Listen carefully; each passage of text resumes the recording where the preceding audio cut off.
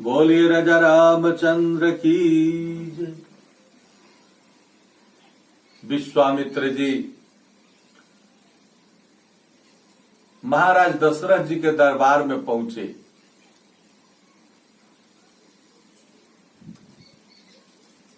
तो बाबा ने लिखा मानस में कि मुनिया गमन सुना जब राजा,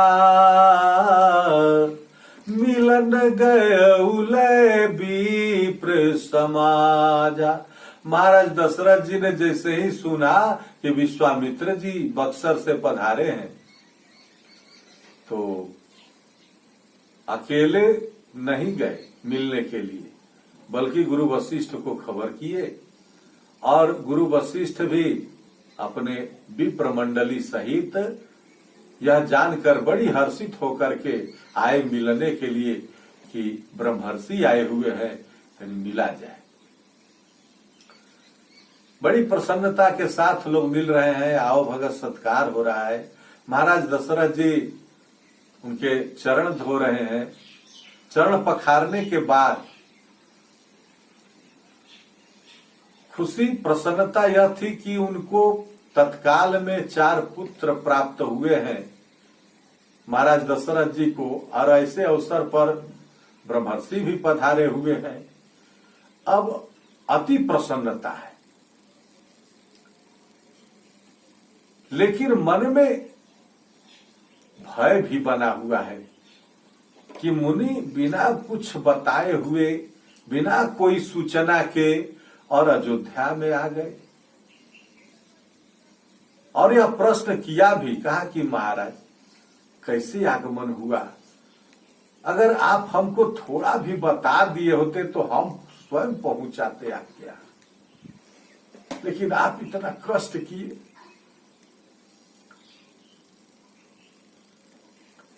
विश्वामित्र जी ने कहा कि मैं कष्ट में तो हूं,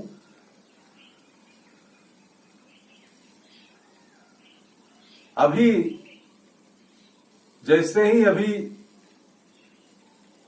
उनको खाने पीने की सारी व्यवस्थाएं की गई और अपने चारों पुत्र को महाराज दशरथ जी बुलवाए और चरण छूने के लिए, आशीर्वाद के लिए। चारों भाइयों ने ब्रह्मर्षि का चरण छुआ, स्पर्श किया, सब लोगों ने चरण को आशीर्वाद लिया, लेकिन राम जी भी भगवान महर्षि के चरण को स्पर्श किए।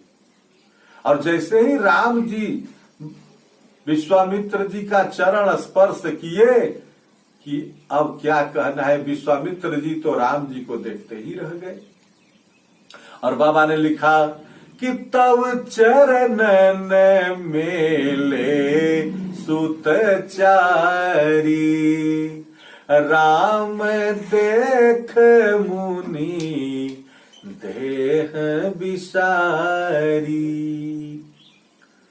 राम जी को देख करके मुनि देह की सुधि भूल गए।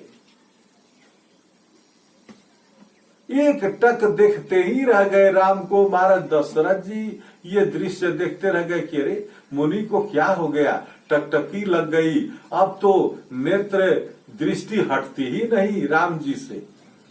अब तो पूरा दृष्टि लगा लिए राम जी पर, और दशरथ जी को और चिंता बढ़ गई कि अरे पूरा हमारा लड़के पर नजर लगा दिए, अब पता नहीं क्या करेंगे। अब भयभीत है महाराज दशरथ, कहीं मांग कर ले तो नहीं जाएंगे। हाल चाल पूछा, कहा कि कैसे आश्रम में कैसे बीत रहा है। विश्वामित्र जी ने हाल चाल कहना शुरू किया। कहा कि ताड़ुका, सुबाहु और मारीच जैसे दुर्दांत राक्षसों से हम परेशान हैं, हमारा यज्ञ विध्वंस कर देते हैं, पूरा नहीं होने देते। इसलिए हे दशरथ, हे राजन, हम आए हैं तुम्हारे पास, और इस विपत्ति की घड़ी में मैं आपसे याचना करने आया हूं। असुर समूह सतावहि मोहि, मैं जाचन आयऊ नृप तो ही। यहाँ बड़ा द्विअर्थी है जाचन, यानी मैं जांचने भी आया हूं, परखने भी आया हूं, और याचना करने भी आया हूं। तो याचना कहिए चाहे जांचना कहिए, अब चाहे जांचने आए हो चाहे याचना करने आए, यही सोचकर मैं आया हूं। अब तो इतना सुनते ही प्राण सुख गए। महाराज दशरथ जी ने कहा कि हे महाराज, कहिए तो मैं चलता हूं उन राक्षसों से निपटने के लिए, या अयोध्या की बहुत सारी सेनाएं हैं, हमारी बहुत बड़ी सेना है, मैं अपनी सेना को लेकर चलूं? एक से कि यहाँ वीर है, मैं अपने वीरों को लेकर चलूं उनसे निपटने के लिए? कहा कि नहीं, उसकी जरूरत नहीं है,